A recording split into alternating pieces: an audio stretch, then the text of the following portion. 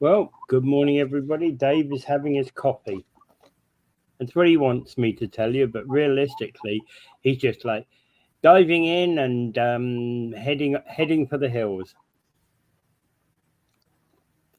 So, morning, everybody. Welcome to Talking Niagara on Monday. What date is it? June 24th. There we go. It's the last week of the month, this one, isn't it? So, hey, we've got a lot going on, okay? All right.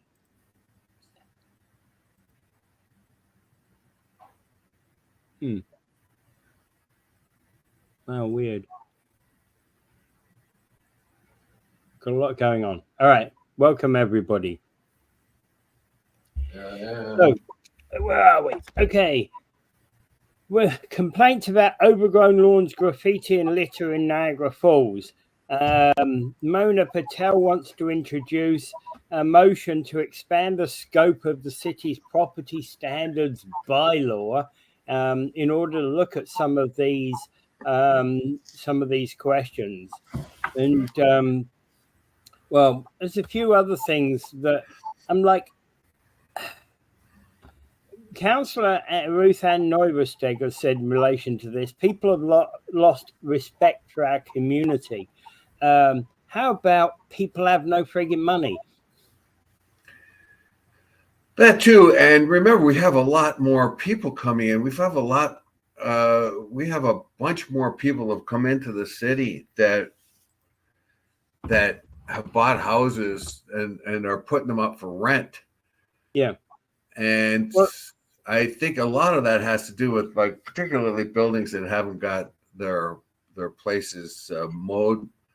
I know somebody that rents a house, and the people that owned it are of Chinese descent in Toronto, and they don't know nothing about mowing the lawn or things like that. And they have a responsibility to do it as the owners. They have to do it. Yeah, and the tenants, all they want is a lawnmower. They'll do it, but they need a lawnmower. Yeah, but you can't tell them that. So so the lawn gets long, right? And the owners don't care, but because it doesn't, it's not something they're used to. It's not something they used to. They didn't own a house in China. Yeah, the owners care about the green that's coming into their pockets. That's it, right? But there's it takes a lot a while to convince them, and remember, and to know the standards and the customs of Canada too. So that's part of what I think is the problem. Well, yeah, but okay. So going back to the basics here, she's putting a motion. Mona Patel is putting a motion up to the July 16th meeting of council to look at extending the property standards bylaw. And some of the questions here, overgrowing garbage on trails and public spaces, along with complaints about tall weeds and grass coming through fences.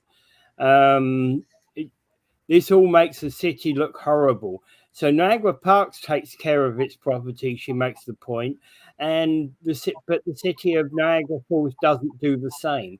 And the picture on the headline of this is city property. With an empty building with graffiti in the background. On city property. Well, there's all kinds of properties like that. We are at a situation where, when people buy a property, let's say the old Memorial Arena, the wrecking ball is way overdue for that building. Yeah, it's just an eyesore. So when they talk about increasing property standards, we find that we could employ the property standards, but how much of an effort will it take to do all of this? Like Mona Patel, on one side, she says we have to find $1 million to save for the budget. Then they go to Burgess, who is the CEO, the Yeah. chief executive officer, and they ask him, "Well, where is that? We could do that." And then he comes up with $250,000 to improve the fire department communications, and at least reduce the cost of it. And they turn them down. And all they keep doing is asking for more things to spend money rather than less. And Mona here again, she was the one that proposed saving $1 million, getting the city staff to find $1 million. Burgess said, CEO Burgess said, "Yeah, well, I'll come up with them. It's a matter of you doing anything with it." But the problem here is I can find $1 million saving, but you won't. Yeah, hold on. Yeah, but you won't like it. Yeah. So now she wants to increase the staff that takes care of the beautification of the city. What's that going to do? Yeah. Well, I've been noticing, for example, on the parks, on the parkway, the section of the parkway that I drive down, she's comparing about tall weeds and grass coming through fences, etc. And she's talking about how the Niagara Parks keeps their land, takes good care of its properties, and the city of Niagara Falls should do the same. Well, on the bit of the parkway that I drive on, it used to be years ago that the whole parkway area was actually kept clear of tall grass, etc., etc. Now we seem to be just like 10 foot from the road.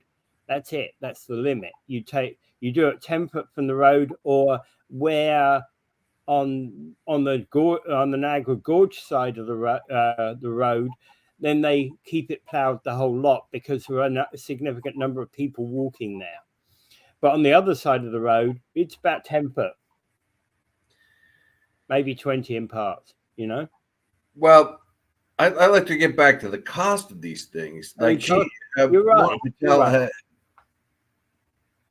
Mona Patel has asked for, like I said before, $1 million worth of savings, and then she brings up the city that the Niagara Parks and that Niagara Falls should be the same as Niagara Parks. She says, "I understand we don't have the same budget or the same workforce to deal with it, but we should take pride in our city." The only way you're going to improve that is stop the cutbacks on staff and start hiring more. Do you want to do that? That's the only way you're going to do this.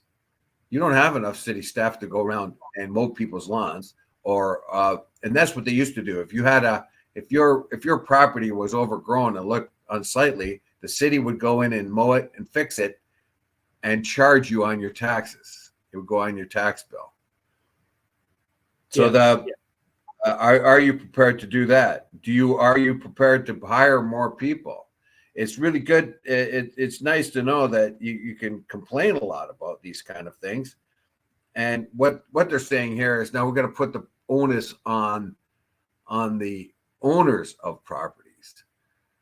That's going to be pretty difficult, isn't it? And Mike Cushman underneath, Mike Cushman, our listener, has said, "This city does nothing about contaminated property, yet long grass is an eyesore."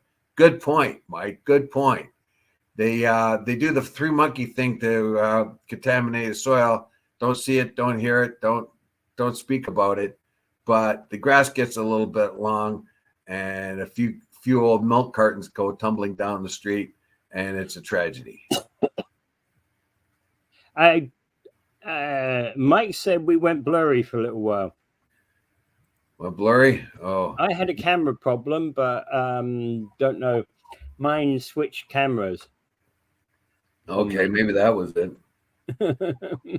Now, Patel said that she's glad residents are seeing the same thing that I am seeing. Beautification and expanding the scope of property standards are very important. And I think we are hearing from the residents. All right, Mona, then you're the one who should go knock on the doors and tell people, mow this lawn. Well, it won't be her, but somebody's got to go then knock on people's doors if they don't like the way they're keeping the property.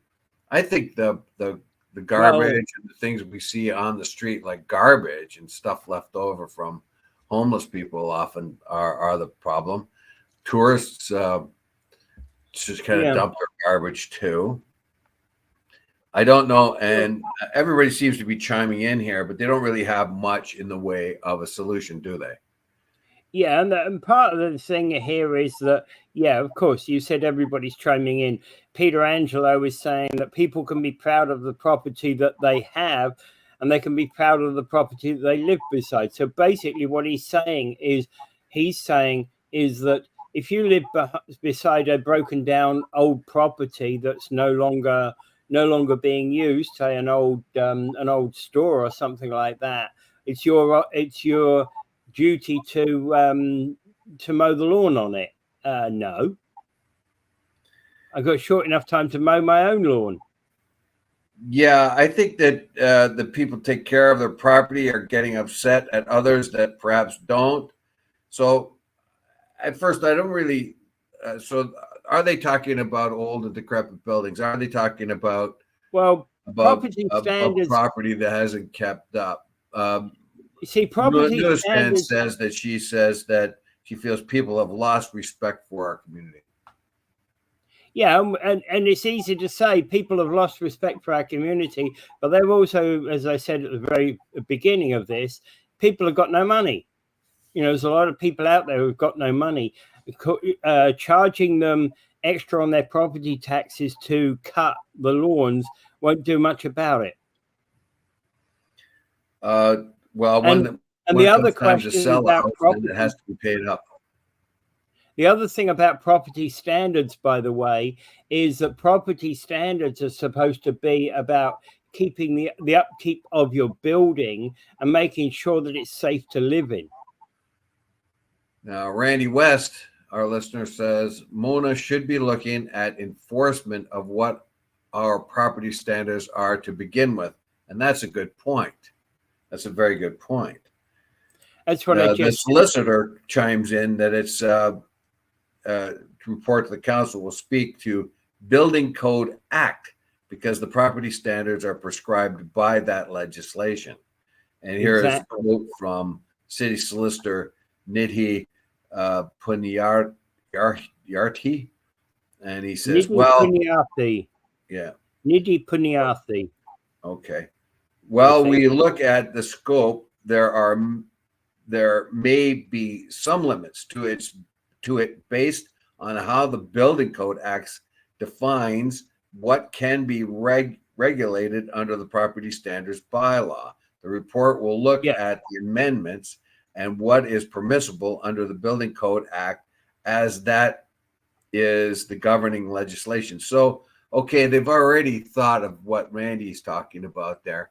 How can we sort of enforce what we already have? And I think that's part of the problem. We can't enforce what we already have because we don't have enough staff to do it.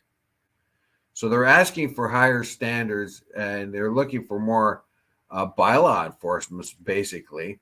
For one thing, well, bylaw has a very hard time getting its putting any teeth into anything, first of all. Second of all, you need staff. You're going to need staff, and they're loath to add more jobs because more jobs means you're not going to make that budget again. Lori Parliament, one of our listeners, says today, there are 2 houses within 3 blocks of my house that have been vacant for over 10 years. The grass is 2 feet high, both the residential neighborhoods, no city workers cutting that grass, no fine, and no notices. Yeah, that's probably a good point. It's maybe the property is owned by one of the councilors. Who knows? Well, the point about that is that also that actually is another problem that we have. Properties that have been vacant for more than 10 years. We have a lot of properties in this city where we need a vacant homes bylaw, which actually would start to put some of these vacant properties to use. You basically serve a notice on the owner, and if the owner doesn't comply within a reasonable period of time, you can reuse them. I don't know what to do. Well, they're going to have to look at, just as our lawyer did say there, that they're now going to have to look over their bylaws and see what can be enforced and what can't be. Yeah, you see, obviously, what can be enforced in our ordinary bylaw, probably most of that or a lot of that is not being enforced because you don't have the staff to do it. So if you want to enforce it, you're going to have to hire staff. You're going to have to increase the budget. What do you want? You can't have your cake and eat it too. And absolutely, not what the solicitor is saying is true. That it's governed by the Building Code Act, and the Building Code Act is about in keeping with the how houses are designed, how property is maintained, etc. It's not about cutting grass. It's about the actual physical property, not the grass. Then, of course, we go over to the beautification of the city, and it's the discretion of the BIAs. For instance, they're talking about the BIAs, Chief Administration Burgess. He said that the beautification law quite often has to do with the BIA, and I saw this when I was in Halifax. The BIAs of certain areas would put up big pots of flowers off of light standards and other kind of things, and they would put their store names on it on these things. It really, really made everything look lovely because they'd have flowers everywhere, hanging pots of flowers off them. It just made, that's one of the things they made to make things look nicer. So the BIAs in certain areas of the city would be responsible for beautification, but they don't have to do a thing, according to Burgess.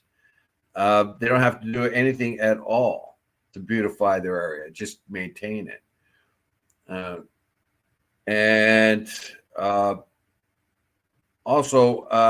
He also warns of naturalization projects. You're going to get people.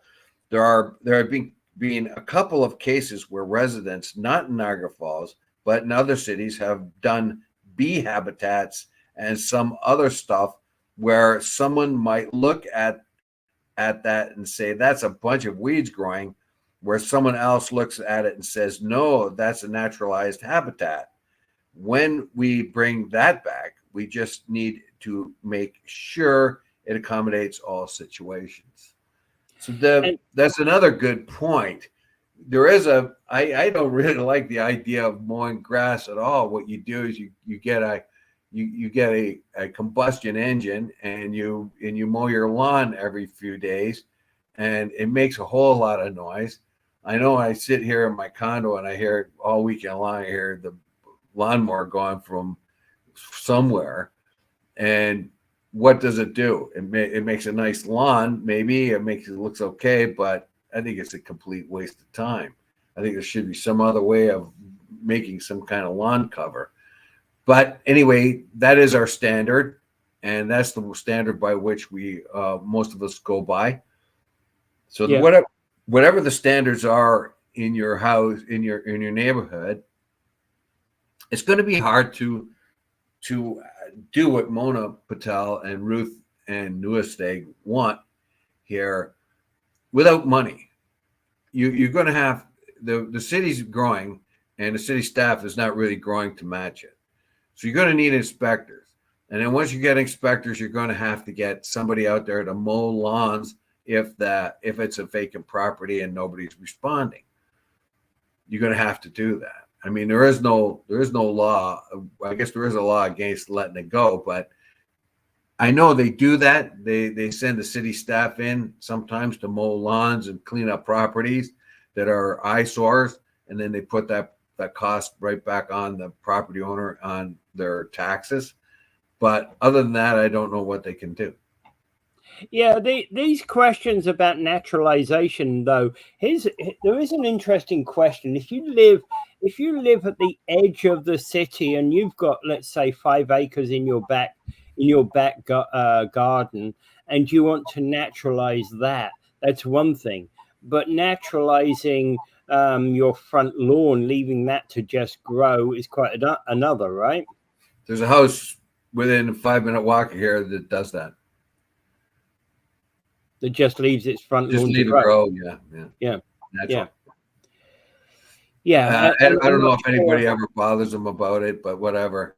Anyway, now the complaints about overgrown lawns, okay, that's one thing, and they make a big deal about that. But the other thing is graffiti and litter. Yeah. Now, how are you going to stop the graffiti? Well, hang on a minute. Let's get onto the graffiti in a second. So what Randy West basically believes that if you don't cut and maintain your lawn, weeds are directly opening the door to rats and vermin and safety issues that come with them. All right. That view isn't shared by everyone, though. I don't think so. I've never seen a whole lot of well, crazy. Nowadays it's a little bit different. There is a rat infestation, so you might have a rat. We have a major rat problem in the Niagara area right now. And our listener, Mike Cushman, pointed that out as well. Yeah. And the other question is, yes, you're right. What about the littering? Absolutely. Littering is a big problem. What about the graffiti? Now, this graffiti has been on the rise. I've noticed that since the beginning of COVID, the graffiti's been on the rise.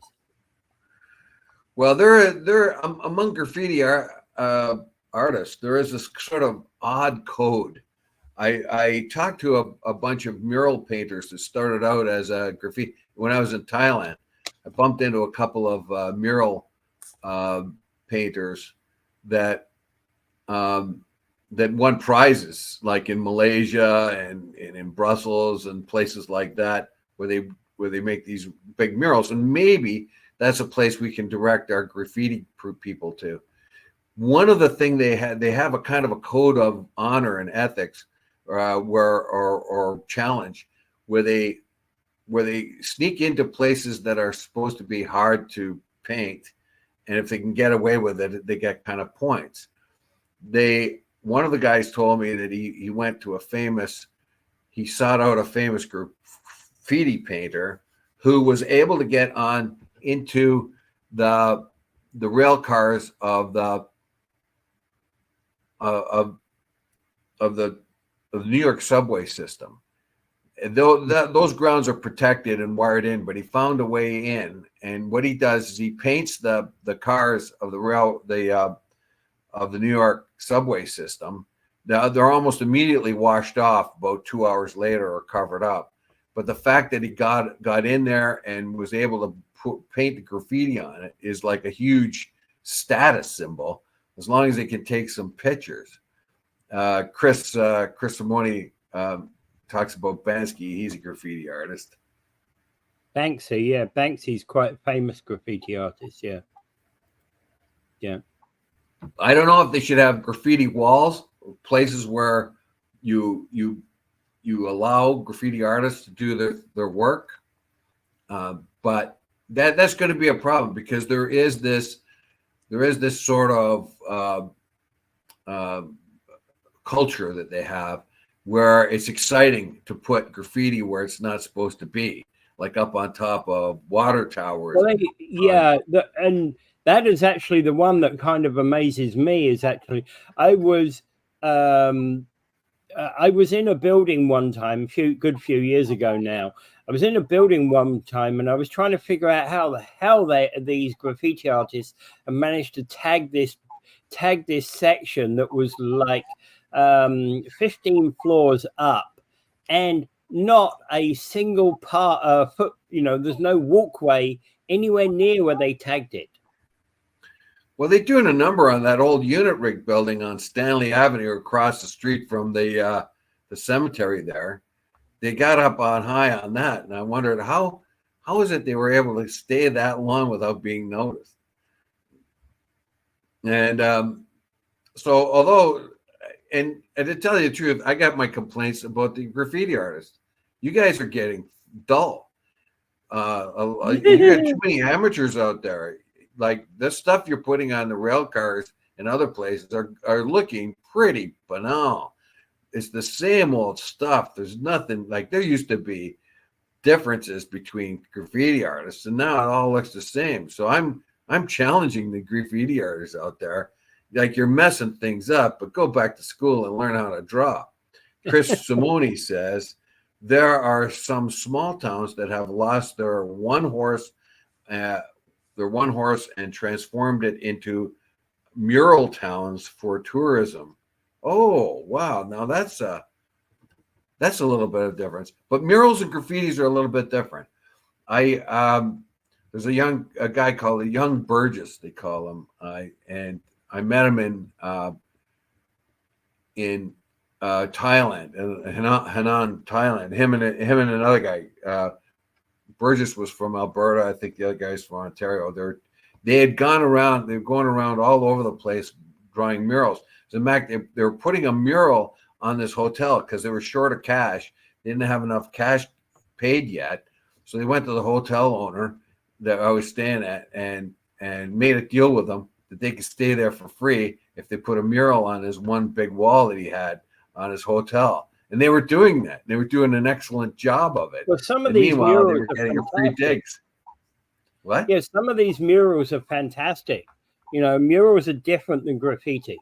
Graffiti is, graffiti's not a mural. You know, the fact that you're writing fancy lettering doesn't make you a mural artist.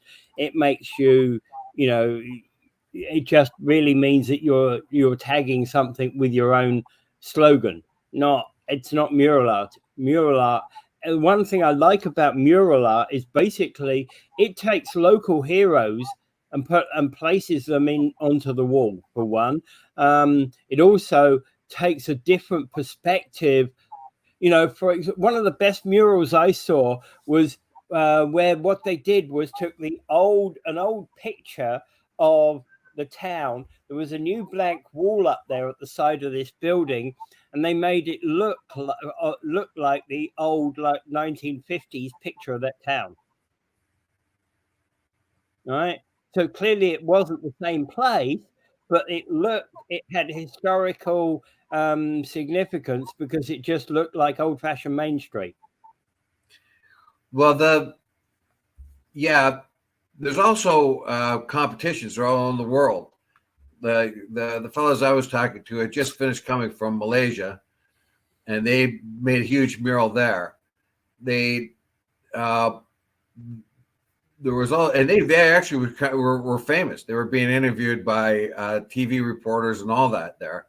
That is because it's a bigger deal there than anywhere than here. We don't see much of it here.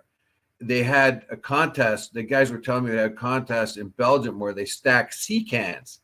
They have a bunch of mural painters come in and compete, and they stack sea cans so high, and they're to draw and paint their mural on stacked sea cans.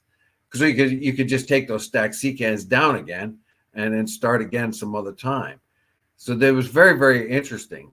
Chris Simoni said what? What was the first thing he said? He was saying, we have a 2-story mural on our building of a woman's face and prayer hands, right? And the second one says a famous building downtown Toronto on Front Street of a wall painted on windows. Yeah, things like that, and there's anything to do with paintings of women, particularly, that's that goes back farther than ancient Greece. Like they sort of that always seems to be a pleasing picture of women, and I'm not talking just naked. But anyway, I digress. So I think maybe Niagara Falls, as part of just an aside here, Niagara Falls may have its own mural painting contest. Wouldn't that be that would bring in tourists, wouldn't it? Yeah. Tourists other than just for the water thing over there. Just for the water thing over there. Yeah. Yeah. Okay. Interesting way of putting it. Okay, so now moving on, and also related, there's concern that panhandling is getting out of control in the Niagara region. All right, So that's is very much related. Basically, they're asking passers-by for money. There's concern that panhandlers are getting out of control, and that motorists who stop to help them are putting other drivers at risk.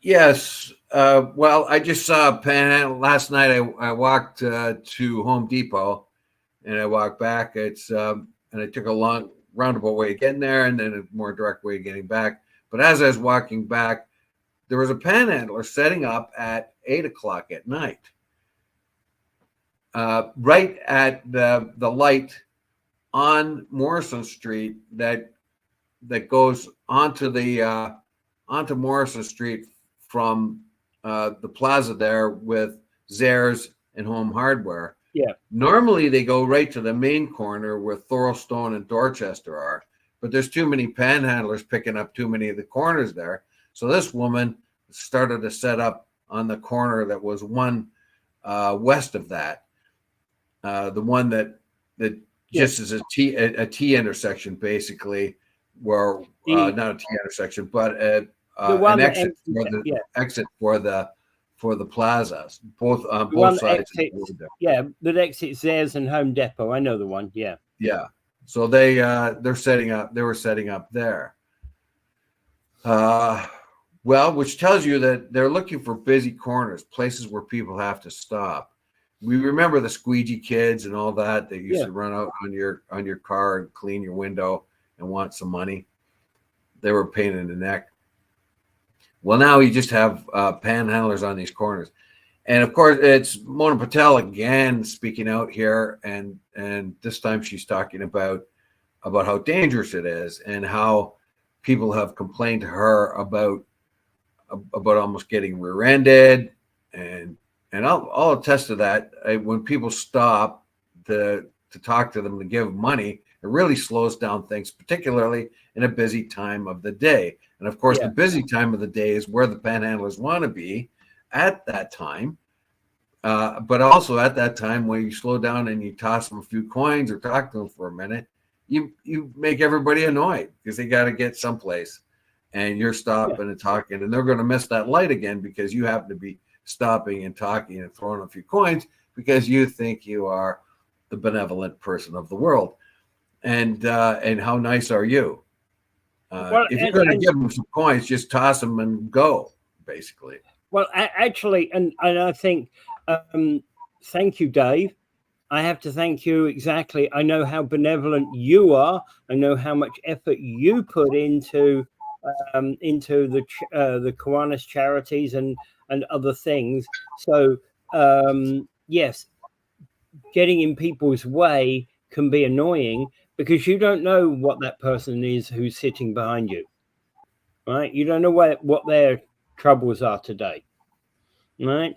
And in America, I'd say you don't want to be shot. Well, that's right. Well, because hey, we know that people might get out the car and shoot you. Well, God, if you put something in your shopping cart on the bottom rung and forget to pay for it in the United States, just because you forgot it was there, and you push your cart out, 17 SWAT people will come and shoot you to pieces. Yeah. But assuming that you are armed with an AR-15. Yeah, so it's gun crazy down there. But here, so she does have a point there. But there should be, and CEO Burgess again has come up and said there's not much we can do about it because it's protected, constitutionally protected. Those people can ask you for money and solicit funds. They can. And he points out also, if you're on ODSP and you're getting $750, but you're able to get another $700 by panhandling, that's $700 that doesn't have to be declared. Because if you do go off to work and get a job, they take it off your ODSP, which doesn't put you in any particular... ridiculous. I think that's ridiculous, though, because, your ODSP, you're on bad enough wages as it is. Take it off once you get to, once you get to like 150,000 or something like that, like, when you get a massive salary, but don't take it off from people who are just earning enough to get by. True. So we have a situation here where a lot of these people are forced to do that. But there's a lot of fake panhandlers too, and that's always been a problem. Well, that's true. So, like I remember in Toronto, I remember this kid, and there was a lot of these young people that were panhandling, and they looked too healthy to be panhandlers. They would just all crouch and stick their hand out, and people would toss them coins. So I was walking down Yonge Street, I think, or I can't remember whatever the street was in Toronto, but it was one of the main ones. And this young fella had a beautiful brand new bike, and he took it and he parked it in a very thin kind of opening between two buildings, then came out of the little alleyway and ruffled himself up and squatted down and stuck his hand out. So he's got a bike that's worth a lot of money. And I walked by him and I said, "Hey, buddy, if you want to panhandle, you shouldn't be wearing those expensive shoes." He had like one of the most expensive pairs of running shoes you could buy during the day. The type that people were shooting other people for.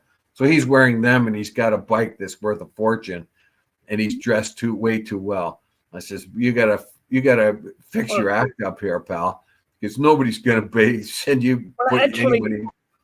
Actually, interesting what you say about that. There's this journalist. I read this article by this journalist, in-depth article about what he did. Right. So this was a serious study that he did. And basically what happened is he tried three types of panhandling. First, he went out looking really disheveled, torn jeans, worst possible thing.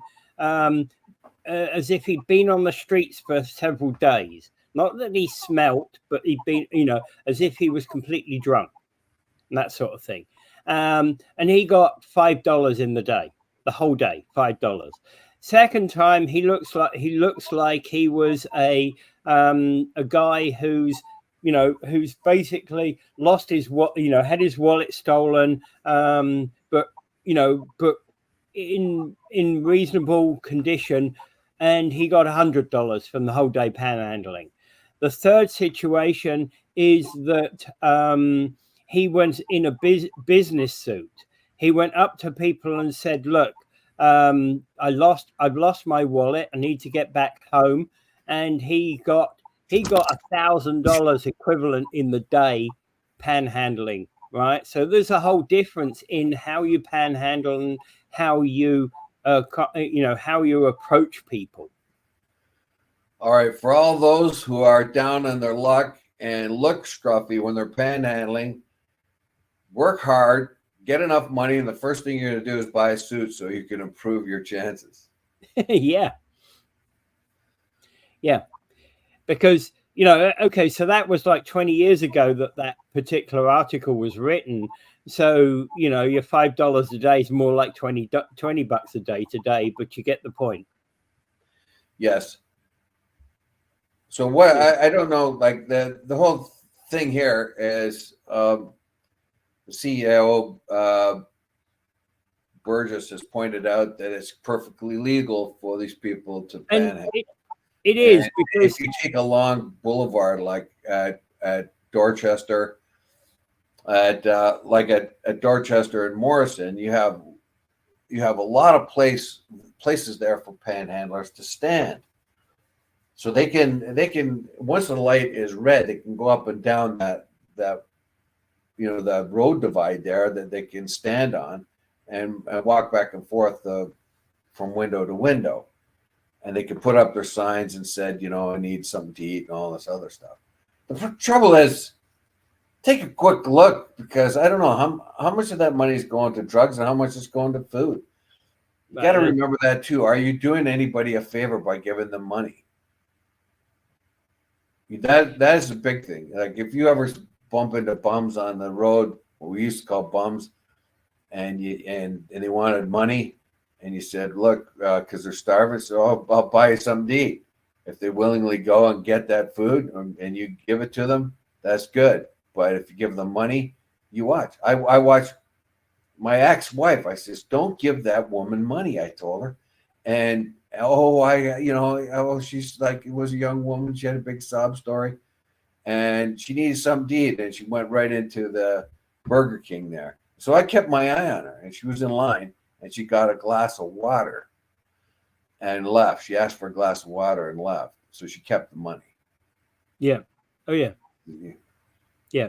And the thing is that when I was young, I was always told by my father, don't give these people money, because they need to go out and get a job. And okay, I know that's an easy thing to say, that they need to go out and get a job. We can take that attitude, but that's always the way that that my family looked at it. And we didn't have money. We didn't have a lot of money. We weren't rich. My dad said go out and get a job because he didn't have money. Yeah. So I would say that, I know it's a pretty hard thing to do, because a lot of the honest to God, a lot of the honest to God panhandlers are people that are homeless. There are homeless people out there. Like I can name you one right now. There's a guy that goes around town that's by the name of Maxwell. I see him all the time. He's in and out of homeless situations. He's one of the smartest guys I have ever talked to. And but I've never seen him in any kind of steady gig. He's always a very poor person, but he doesn't smoke, he doesn't drink, he doesn't do anything like that. So every once in a while, I see him, I'll throw him a $20, because I know the guy doesn't do any of those things, and he's just one of those guys on the edge of society that's never been able to fit in and never been able to sustain any kind of economic life. But he's smart. He's doesn't abuse himself or anything. He's just different. Now there's others, but most of the people out there that are panhandling are going to take it and buy drugs with it, or alcohol. Are you doing them any favor? Are you doing them any favor? And as much as Mona Patel, I think Mona Patel is rather naive. She says we have services like the soup kitchen and all that. Those people should go there. Well, Mona, you don't get what it is. They're not always looking for money for food, probably more than often looking for money for drugs or alcohol. Yes. And that's actually, you see, that again was something I've heard a long, long time ago, that if you've got a person and they're begging for money, right, and they're saying, yeah, I need to eat. Well, you're better off actually getting them a slice of pizza than you are giving them the money, type thing. Yeah, if you say come with me, I'll go over there to Tim Hortons to get you a panini or something like that. If they go with you and take the panini, that's fine. But if they just keep bugging you for the money, I'll give it to me. I'll get it myself. And then you do like I did with that woman in Vancouver. I just watched her just get a glass of water. Yeah. And so I have to admit, though, in Vancouver, they get way better stories than they do here in Niagara Falls. Niagara Falls, they stick out their hands. But in Vancouver, they've got little songs they sing. One guy says, bum, bum, bum, bum, bum, bum, bum, bum, give a buck to a bum. I'm a bum. And I says, I'm not giving you some sob story. I'm a bum and I want some beer. Okay, I gave him money because he wasn't lying to me. Yeah, and that's that's the whole point, the whole problem. Okay, so there is a good that Jason Burgess raised that question about being constitutionally protected. Well, in America, in the USA, they believe that panhandling is generally covered by the First Amendment as a form of speech, right? But I don't know. There's no such thing in Canada, but panhandling is not illegal in Canada. No, but they're in the States, they have these vagrancies laws. So they have vagrancy laws where they can get rid of you as a vagrant. So if you're panhandling, yeah, you can panhandle, but you're a vagrant. So you got to get lost because you're a vagrant. But Well, there are they're not going to panhandling charge you ordinances. for panhandling. They're going to charge you for vagrancy. Yeah, there are panhandling ordinances or bylaws out there, but generally speaking, they are considered, panhandling is considered legal in Canada. Yes.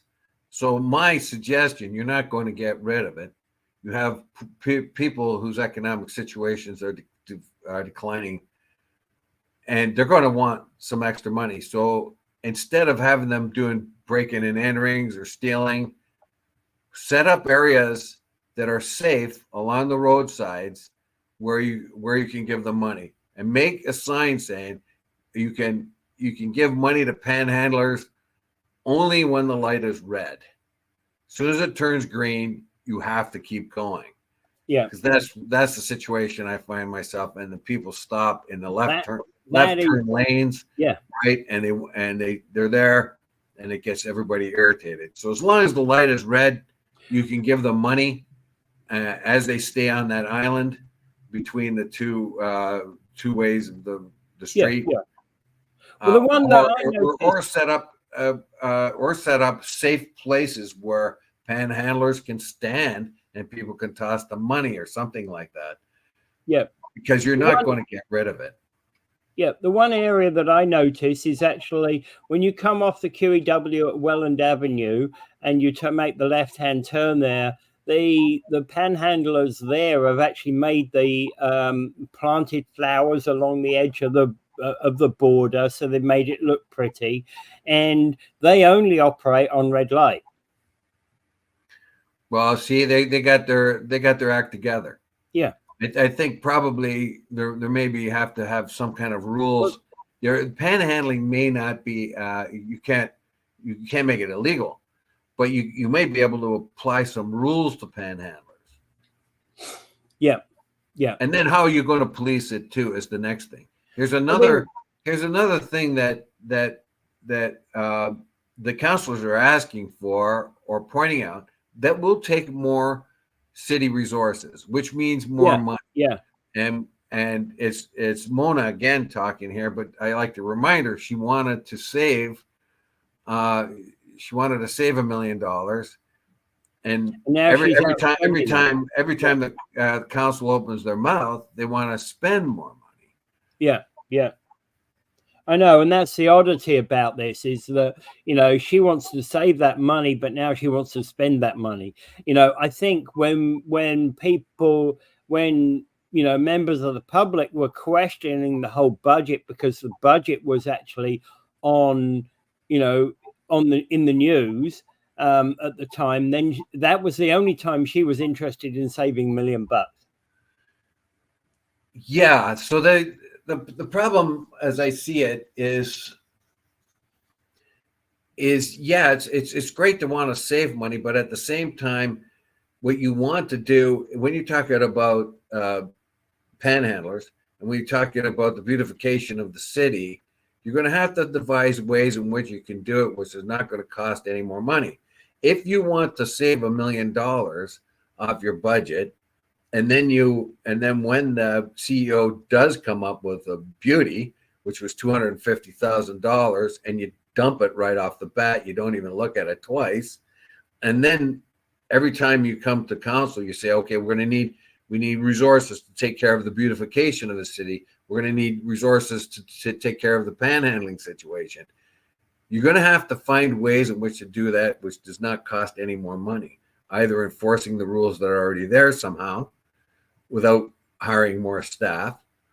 And every time something like this comes up, it's very good that they do come up with this, because we don't want any panhandler killed on the street. We don't want anybody hurt. I think panhandlers scare a lot of people, particularly ladies, and the older the lady, the more they might be put out by that. I mean, it's kind of scary, I think, sometimes. intimidating for some people, panhandlers. You know, a guy like me, if a panhandler gets rough with me and come on, buddy, give me some money, I said, go. You know, I can just say, you know, I can beak off to them, and I'm not going to be intimidated. But if you're an old lady, somebody's yelling down her face about giving them money, it's going to intimidate the old girl. You know. Here's another aspect about that is that whilst I may have money in the bank account, I don't carry cash around, generally speaking. That's another big deal. Yeah, I was going to mention that earlier. How are you going to toss so many coins when you don't have any coins? I can't toss anybody a coin because I don't have a coin, right? And the other aspect about this, I'll go back exactly to where my father was, is that, hey, my budget is 100% used up on staying alive right now. I don't have spare cash to give to any panhandler. Yeah, well, Peter, you can cancel the Disney Channel. I don't have Disney Channel, Dave. I never. Oh, you took Chrystia Freeland's advice and canceled it last year. I never had Disney Channel. Never. Okay, well, you're going to have to cancel BritBox then, and then that extra money you can use for yeah, as if I can even afford BritBox, you know. I don't have it. Yeah, that's one I wouldn't mind having, BritBox, but I'm not going to spend. Basically, yeah, you're fine, but hey, I've seen enough trashy British television to last a lifetime. Sorry, I don't want it. Look, it's just like here. There's the good, the bad, and the ugly. Oh, of course, yeah. But they, in my mind, the Brits do a bit better job overall than we do over here. Although things are improving over here, I think they took a lesson from Brits that good acting goes a long way. And so I think, and if you talk to Jerry Seinfeld, one of his great inspirations was Monty Python. I just saw him the other day being interviewed, an old interview, and he raved about Monty Python's and how it just kind of came to him. Wow, this is what I want to do when he watched them. So it took a while for the Americans to pick up on some British humor there, but once they did, they took it up in a big way. The problem is Mona. I thought you'd be amused by that one. Chris, yeah, well, you can cancel the Disney Channel. Well, yeah. So I suggest to everybody that I'll cancel Netflix. You cancel the BritBox. Others can cancel the Disney station, and that extra few dollars we have, we can give it to the panhandlers. Now they're going to have to get a tap. They're going to have to get one of those things, those electronic taps, so you can just stick your card out the window. Tap and go, yeah. A $5 tap and go, yeah. Yeah, I mean the all right. Salvation Army had it on their kettles, so yeah, that's the way to go for a panhandler. Yeah. Okay, so very quickly, so it looks like the Bank of Canada could well be reducing interest rates again in July, because again, inflation has slowed to 2.5%, 2.6 and 2.5% respectively, down from 2.7 in April. So there's actually a move in the right direction in terms of the inflation. So it's likely that the Bank of Canada may well be pushing down interest rates again in July. I'm not really on board with that right now. I'm not so sure that we're going to make it, because right now the interest rates are sustained in the United States, and they're usually the harbinger. Now, we brought ours down a quarter of a point because we had the wiggle room to do it. Normally, I think in the United States, they didn't. They kept it where it was, hoping that the inflation would come down a little faster. We noticed, like the interest rates in Britain are higher than ours. They're well into the 5%. But in Switzerland, they're bringing theirs down. But that's the only state in Europe, I believe, that is bringing their interest rates down. So worldwide, the high interest rates are more or less sustaining themselves at around 5%. We will see. We may be getting a little bit more wiggle room, but I doubt very much if we're going to be able to go below 4.5. And they'll probably be holding their breath when they do that. Chris Simoni has chimed in with Montreal, Canada dry parade canceled due to politics. Whoa, we'll have to find out what that's all about. Tune in tomorrow. But in the meantime, the Bank of Canada is suggesting that depending on the economic performance of this month and next month, on the 24th of, I think, July, they may be able to make another cut. I'm not crossing my fingers. However, if it does go down another quarter point, that would be good. That would be good. But I don't count on it, and I don't count any major drop in interest rates worldwide, because as we see in the United States, they're sustaining theirs. Europe, Britain is not going to. Theirs not going to come down because they haven't been able to get a hold of their inflation yet. France and Germany and all those. The only ones that may be dropping their interest rates is Switzerland. And not by much. Yeah, but Switzerland's also has tighter monetary controls on its economy. Always has. That's why it stays independent from the other ones. Yeah. Yeah. And despite Britain's exit from Europe, it's still fairly tightly huddled together with the European economies anyway. Yeah. It's awful quiet this morning. Is it a holiday or something? Pardon me? It's awful quiet this morning. Is there a holiday or something? No, that's next week. That's next week, yeah. But I usually hear, I got all brand new windows. Maybe that's it. You got brand new windows. You've locked out the sirens. Yeah, I guess maybe. I don't hear the road. You need to crack them open to hear the sirens go by, Dave. Yeah. Well, I got them bad it is in your area. I've got them all open. I've had them open since yesterday. I got them wide open because it's the air is lovely. I went for a walk last night and it was beautiful. Actually, the sky looked more like early fall. It had this clouds had a gray look to it. And there was a nice breeze, windy. Oh, it was beautiful yesterday.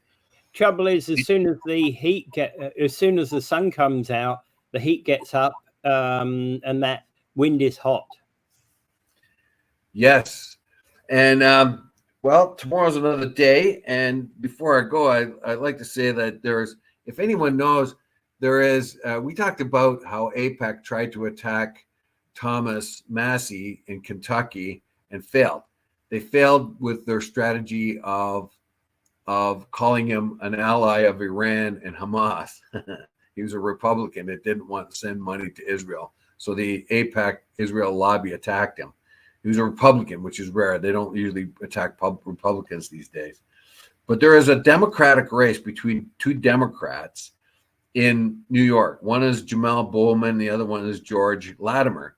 George Latimer is a AIPAC guy. And Jamel Bowman, he's already had 2 terms. He's looking for a third. But AIPAC, this is the historically most expensive Congress seat ever, because AIPAC and their super PACs are targeting Jamel Bowman, but they're not targeting him on his resistance to send money or his idea of asking for a ceasefire. They're finding everything else. They're trying to tell everyone that he is insufficiently supportive of Biden. And these are Republican monies and AIPAC monies coming in to do that. So they found out that calling him an anti-Semite or something like that didn't work. So they're trying different ways in which to discredit him. And they've put in an incredible amount of money, the largest amount of money ever for a congressional, historically so. And it's if you were to look at it, you wouldn't have thought Apex involved, because they've covered themselves in a super PAC. They call it American for Democracy or something like that. And I'll find out tomorrow. But it's very interesting, very, very interesting. We'll see if they've changed their tactic, like we predicted on this show after we talked about Massey. So because it didn't work against Massey, they're changing their tactics. And but in any other case, there is no real sign of peace in the Middle East right now. We do find the early signs of a peace deal happening in Ukraine. Okay, go ahead. I was going to say, but also in America, they're running at 45 dead heat between Trump and Biden right now. Biden will probably win in the end, but this Gaza thing has got to be settled, or at least partly settled, by the time the election comes. If it doesn't, Biden is going to lose. He needs every vote he can get, and if the progressives vote against him, he's done. My problem with both these candidates is neither one of them should be the president. Absolutely. But they, in any case, and both of them, as the Arab spokesman said on the TV the other day, Arab comedian, I forget his name right now. He said what they're doing right now is competing with each other. Who's going to be Apex bitch? Is Trump going to be Apex bitch, or is Biden going to be Apex bitch? That's pretty strong language. Yeah. All right. Anything else? You were just about to say something on Ukraine. Yeah, there is the beginnings of a peace deal. Of course, everybody is yelling at Putin, saying his peace deal. Putin's proposed a peace deal.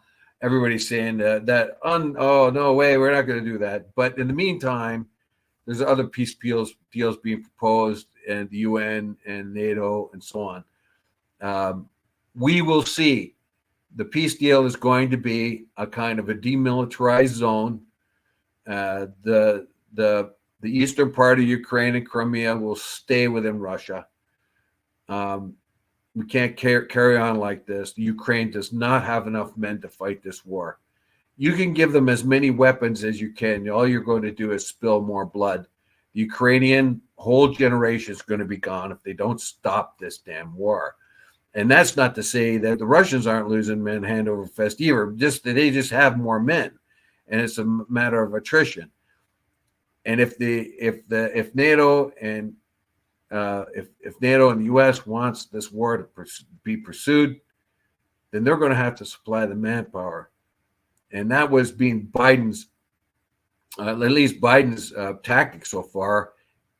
He's okay with the wars, but he doesn't want Americans in them like there was in Afghanistan or Iraq, because every time Americans get killed over there, the political ramifications are huge. So he's doing the Lend-Lease program with Ukraine, and that's just got to stop. All we're doing is sending them money so they can spill more blood and be killed and kill. It's not going to stop. Russians aren't going to stop. What's happened has happened, and you're going to find a way of dealing with it. And unfortunately, Ukraine lost about 20% of its land, and I'm afraid there's no other way around that. Yeah. All right. I think we're going to have to call it quits at that point. Everyone, without further ado, I bid you adieu and pray for peace.